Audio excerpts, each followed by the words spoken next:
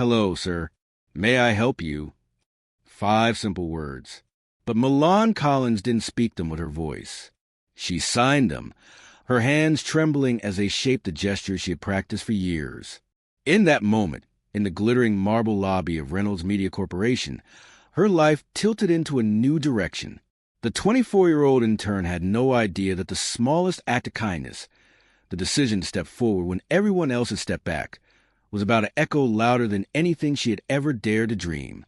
And she had no idea that the person who most needed to see it all unfold was standing in the shadows, watching her every move. Milan had been an intern for 3 months now, and she had perfected the art of invisibility. She pressed herself against walls, kept her voice down, carried stacks of files like a shield. The marketing department was ruthless, its glass walls amplifying ambition louder than empathy.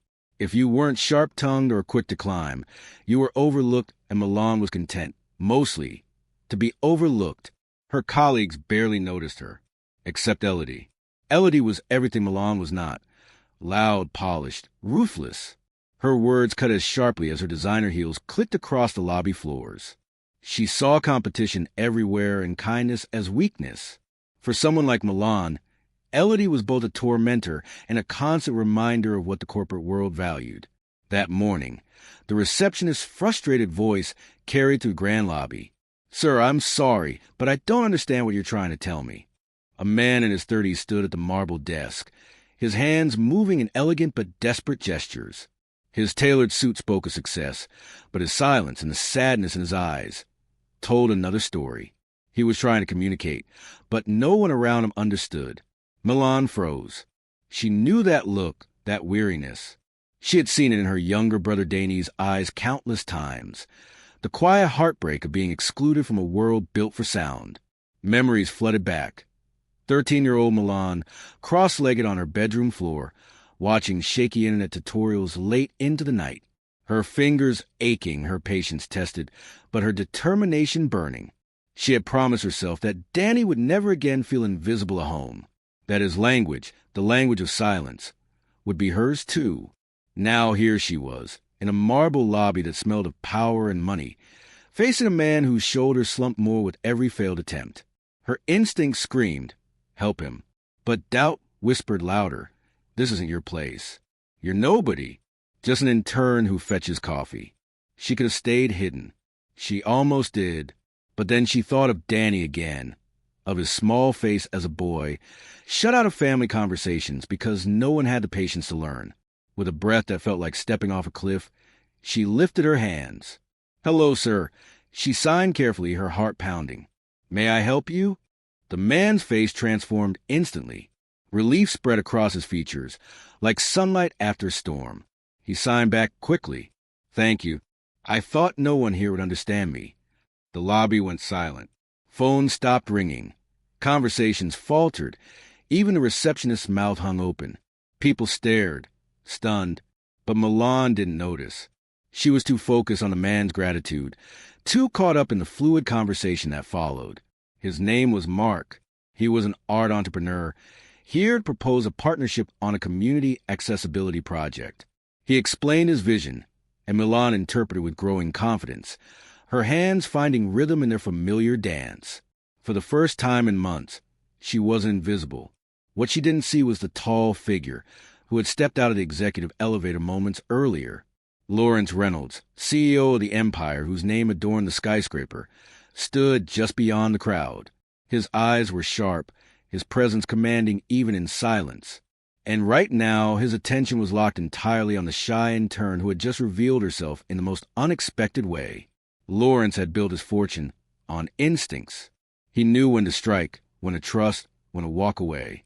He prided himself on spotting hidden value others overlooked, and in the young woman translating with such quiet grace, he saw something he hadn't expected to find in his own company: authentic humanity. Milan, however, was pulled back into harsh reality when Elodie's voice cut through the stillness. Well, Elodie sneered, her tone dripping with condescension. "Look who's decided to play translator." An intern, showing off in front of everyone. Heat rushed to Milan's face. Heads turned toward her. Elodie smirked like a predator circling prey. I was just helping, Milan stammered. Helping. Elodie arched a brow. Or overstepping. We have professional interpreters for real client communications. This isn't some charity case for you to practice your little hobby. Laughter rippled faintly through the crowd. Mark's smile faded. Even without hearing, he could read hostility as clearly as anyone. Milan forced herself to soften Elodie's words when she translated them for him, but her confidence crumbled under the humiliation. The marketing manager appeared, drawn by the commotion. Milan, he said sternly, I need to speak with you. Client relations require proper protocols. Don't interfere in matters above your role. Milan's throat tightened. Her moment of courage evaporated into shame. She nodded mutely, shrinking back toward the elevator, desperate to disappear. But not everyone looked at her with scorn. Mr. Parker, the elderly security guard, watched from his post. A former art teacher, he carried the calm wisdom of a man who had seen generations struggle and grow. As Milan passed, his voice stopped her. Miss Milan, he said gently, don't be afraid of doing what's right. That man saw you. So did I. His words warmed her chest, but they also stung with irony, because Milan was certain she had just ruined her career. What she didn't know was that upstairs, in a corner office that overlooked the entire city, Lawrence Reynolds was already making a decision that would alter everything. Send Milan Collins to my office, he told his assistant, his voice low but commanding. Minutes later, Milan sat across from him, her hands folded tightly in her lap like a schoolgirl awaiting punishment. His office was vast, glass walls, gleaming awards, photographs of corporate triumphs. But it felt cold, stripped of personal warmth, like the man himself. Why do you know sign language? He asked abruptly, his steel-gray eyes fixed on her. Milan swallowed hard. My brother is deaf. I learned so I could talk to him. Something flickered in Lawrence's gaze, gone as quickly as it appeared. Silence stretched between them, heavy with meaning. Tell me about him, he said at last. His voice wasn't harsh this time. It was quieter, almost vulnerable. Milan blinked. Danny is 16. He was born deaf. For years, communication was hard. He felt isolated. I started learning sign language when I was 8 because I couldn't stand seeing him left out. I wanted him to know he mattered. Her voice strengthened as she spoke, love outweighing fear. For the first time, Lawrence leaned back in his chair, his rigid posture softening just slightly. Your dedication to your brother speaks to character, he said finally. Milan exhaled shakily, confused. This wasn't the reprimand she had expected. It felt more like an evaluation, as though he were measuring something deeper than job performance. From that day forward, everything changed. Lawrence began appearing at marketing meetings. His gaze found her often, too often for her comfort. He watched her closely, not with suspicion, but with deliberate interest. And Elodie noticed. Her whispers turned into rumors. Her schemes grew bolder. Jealousy burned hotter. Milan had no idea that her greatest test was coming. And when it did, it would happen in the most public way possible. The change was subtle at first, almost invisible to others. But Milan felt immediately. The CEO's presence was like a constant shadow. In meetings, when her timid suggestions once slipped unnoticed into silence, Lawrence Reynolds would pause, tilt his head, and ask, "What was that, Milan?" Repeat it. Every time, Elodie's lips curled in disdain. To her, interns were furniture. For the CEO, to single one out was intolerable. "You're playing a dangerous game," Elodie whispered one afternoon as they stood by the espresso machine. "Don't think your little sign language show makes you special. People like you don't last here." Milan forced a polite smile, but inside, her heart pounded. She didn't want to be special. She wanted to survive the internship, pay her bills, and maybe, just maybe, prove to herself that she wasn't the invisible girl she had always been. But destiny had other plans. The opportunity arrived in the form of the annual Partners Gala, a grand evening where Reynolds Media showcased its future vision to investors, clients, and dignitaries. The entire company buzzed with preparations. Elodie, of course, was in charge of presentations. She saw the gala as her stage, her golden ticket to promotion. Milan? She was supposed to serve water.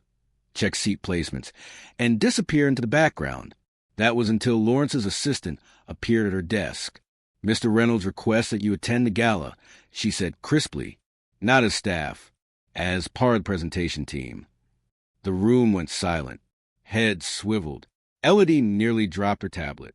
Milan stammered, "Emmy? I think there must be a mistake." But there was no mistake. Lawrence had seen what no one else had. Her authenticity, her ability to connect beyond words. He wanted investors to see it too. Elodie's eyes narrowed. If looks could kill, Milan would have collapsed on the spot. The night of the gala shimmered with wealth. Crystal chandeliers reflected off polished marble, and waiters glided between tables with trays of champagne. Guests wore diamonds and silk, their laughter a chorus of power.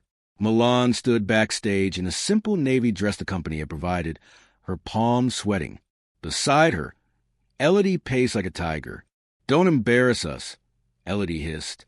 "If you make even one mistake, I'll make sure you're blacklisted from every firm in the city." Milan nodded mutely, the words slicing deeper than they should. The event began with practice speeches and polished graphs. Investors nodded, applauded politely, checked their watches. Nothing new, nothing remarkable. Then Lawrence took the stage. His commanding presence silenced the room. "Reynolds Media has always believed in innovation," he began. "But true innovation is not only about technology or profits. It is about accessibility, about ensuring that every voice, spoken or unspoken, has the power to be heard." A ripple of curiosity moved through the audience. And then, to Milan's horror, he gestured toward her. "Tonight," he said, "you will meet someone who reminded me of that truth, Miss Milan Collins." The spotlight hit her like a tidal wave. For a second, her knees nearly buckled. She wanted to flee, to vanish into the velvet curtains. But Lawrence's steady gaze anchored her. Slowly, she walked on stage. The screen behind her lit up with images. Community projects, deaf schools, art installations designed for inclusivity. And standing at the edge of the stage was Mark, the deaf entrepreneur she had helped in the lobby weeks ago. He smiled warmly, encouragingly. Together, they began.